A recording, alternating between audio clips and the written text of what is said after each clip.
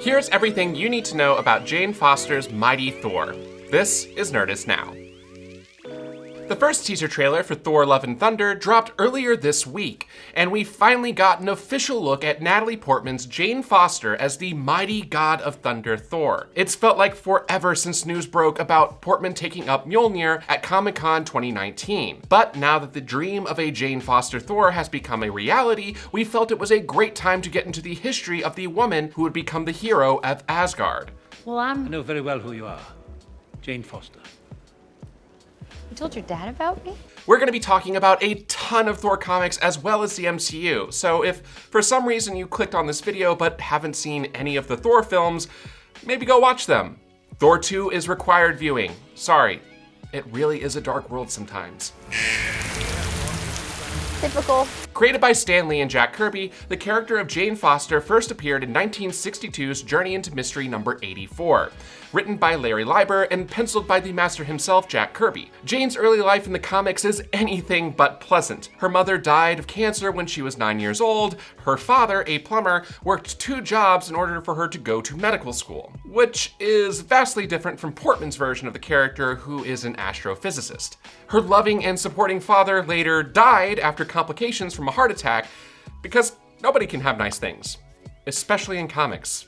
And that goes double if your name is Uncle Ben. After graduating, she was hired as a nurse to assist Dr. Donald Blake at his private medical practice. Here's a 6-year-old spoiler, but Dr. Donald Blake was actually the secret human identity created by Odin for Thor to teach him some humility after taking away his hammer. Kind of like the first Thor movie, but minus all the Donald Blake stuff and more broken coffee cups per capita. This drink, I like it.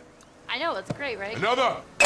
The Jane Foster Thor we see in the Love and Thunder teaser appears to be informed by the version from writer Jason Aaron and artist Russell Dauterman's critically acclaimed run in the comics. During that story arc, Thor is away fighting Gore the God Butcher, the villain of Love and Thunder, played by Christian Bale, who so far has only been glimpsed in toy form. As his name suggests, he was trying to butcher every god ever. While this is happening, Jane is diagnosed with breast cancer. Thor invites Jane to represent Earth in the Congress of Worlds on Asgard while she underwent cancer therapy. The Congress of Worlds is kind of like the United Nations, but with frost giants and elves. During a fight with Nick Fury in the original Sin storyline, Thor loses his ability to wield his hammer Mjolnir after the old spy whispers 3 words into the God of Thunder's ears to make him doubt himself. I would say the words, but they might be a potential spoiler for the upcoming movie, and that whole man on the wall story is for another video. Thor's hammer remained unattended on the moon, like so many old satellites, and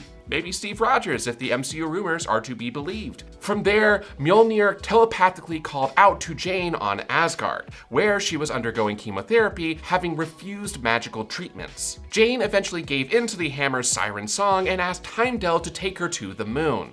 The very same moon where Moon Knight would take control of Mjolnir from Thor in 2018's Avengers number 33, also written by Jason Aaron. That dude loves the moon. Jane picks up Mjolnir, gaining Thor's powers and transforming her body from her frail state to that of a god. In doing so, Mjolnir's magic banished all the toxins from her body, which unfortunately included her chemotherapy drugs. Every time Jane transforms from a god back to a mortal, she transforms into her body's default state, pretty much erasing the progress made during her cancer treatments. Her new life as a hero and saving others was slowly killing her. When Thor became unworthy of wielding Mjolnir, he gave up being called Thor and simply went by Odinson for a while, leaving Jane to continue using the Thor mantle. In the MCU parlance, Thor is still Thor and Jane is the Mighty Thor. Yes, it's confusing, but hey, so are comics. It's complicated. Jane stuck with it all the way through Aaron's run on Thor, concluding with War of the Realms in 2019. In that story, 4 Thors, including Odinson, 2 other Thors brought out of time, and Jane come together to battle against the dark elf Malekith. Remember him? Everyone's favorite MCU villain? During War of the Realms, fan favorite Malekith wields the long-lost weapon of Gore the God Butcher, the Necro Sword, which is forged from the same symbiote as Venom. Sayonara! He's eventually defeated at Stonehenge by Thor Odinson, and Jane uses her hammer's one last blow to knock out the eye of the frost giant King Laufey to aid in Odin and Frigga's escape. Quick side note about Jane's version of Mjolnir. Although she wielded the real Mjolnir for a time in the comics, during War of the Realms, she used a shattered version of Mjolnir used by a crazed Thor from an alternate universe. It briefly resumed its form when Jane tried to use it, but shattered again in the final battles. After her Mjolnir breaks to pieces, it reforms over Jane's arm as a vambrace, a magical bracer capable of transforming into a variety of tools and weapons, fairly similar to the magical bracer Doctor Strange gives Peter in No Way Home. After the fallout, Jane looks over the bodies of Valkyries in a morgue. Thor comes to retrieve them, deeply lamenting that there's no way for the fallen to get to Valhalla now that all the Valkyries are dead. Reacting to the magic of the vambrace on Jane's arm, the spirits of fallen Valkyries, including Brunhilde, aka the Valkyrie, appear before Jane. Brunhilde asks Jane if she would wish to become a Valkyrie, and she agrees,